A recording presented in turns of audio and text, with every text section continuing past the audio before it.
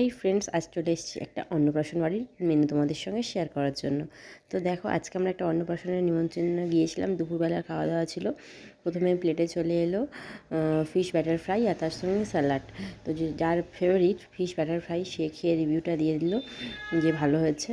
তারপরে প্লেটে চলে এলো সাদা ভাত আর মাছের মাথা দিয়ে মুগের ডাল আর তার সঙ্গে ঝুড়ি ঝুড়ি আলু ভাজা। একটু লেবু চিপে নিয়ে ডাল আর আলু ভাজা দিয়ে ভাতটা খেয়ে নিলাম। ডাল আর আলু ভাজা শেষ হতে না হতে এঁচোড় চলে এসেছিলো। এঁচোড়ের সঙ্গে বড় বড় চিংড়িও ছিল।